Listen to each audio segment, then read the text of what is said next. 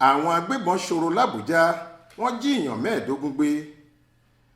Pẹ̀lú ọkàn tó mí gúlegúle, ìbẹ̀rù àti ìpayà làwọn èèyàn tó ń gbé inú ẹ́sítéètì Grow Home Estate tó wà ládùúgbò Ṣìkárọ̀rè lágbègbè Kubwa l'Àbújá fi lọ sùn lálẹ́ ọjọ́ Ẹtì Friday ọjọ́ 10 oṣù kẹta yìí.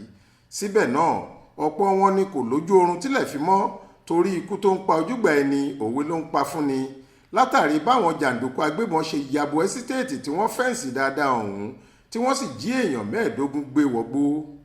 Nínú àwọn èèyàn tí wọ́n jí gbé ọ̀hún láti rí òjíṣẹ́ Olúwa kan, Pasito làwọn èèyàn ń pè é, ìyàwó rẹ̀ àtàwọn ọmọ rẹ̀ mẹ́tẹ̀ẹ̀ta, gbogbo wọn sì wà lákàtà àwọn ajínigbé náà títí di bá a ṣe ń sọ yìí.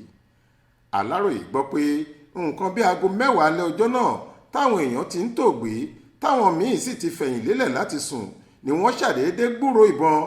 Àwàdà ni wọ́n kọ́kọ́ pè é, àfi bírò ìbọn náà ṣe ń dún ní kọ̀ṣẹ̀kọ̀ṣẹ̀ táwọn ajínigbé afẹ̀míṣòfò náà sì bá wọn lálejò. Ẹnìkan tó rí wọn tó pe orúkọ ara ẹ̀ ní Musa sọ fáwọn oníròyìn lọ́jọ́ kejì pé àwọn tó ṣàkọlù ọ̀hún kò dín ní 20. Ẹsẹ̀ ni wọ́n fi rìn wá, ẹsẹ̀ náà sì ni wọ́n fi rìn padà pẹ̀lú àwọn tí wọ́n jí gbé. Wọ́n ló ju wákàtí kan lọ táwọn apamọ́lẹ́kúnjayé yìí fi ń yìnbọn tí wọ́n ń tinú ilé kan bọ́ sí èkejì, àmọ́ ilé méjì kan ni wọ́n ti kó gbogbo àwọn olùgbé ibẹ̀ pátápátá. Lánàá, àwọn agbébọn rẹpẹtẹ ni wọ́n yabo Grow Home Estate tó wà lọ́nà Kúṣíbíyí lóru. Níṣe la kàn gbúrò ìbọn lójijì tí ìró náà sì ń dún léraléra bíi pé òjò ń rọ̀. Gbogbo àdúgbò ló dàrú, ìbẹ̀rùbojo gbòde ni. Nígbà tílẹ̀ mọ́ tá a lọ wo nǹkan tó ṣẹlẹ̀, a rí i pé wọ́n ti kó àwọn èèyàn wa lọ. Wọn ò tiẹ̀ ṣàánú àwọn ọmọdé, wọ́n jí tọkùnrin tóbìnrin ni. Wọ́n tún jí àwọn dúkìá wọn kó. Ọ̀nà tó lọ sí abúlé Pásè ni wọ́n gbà lọ.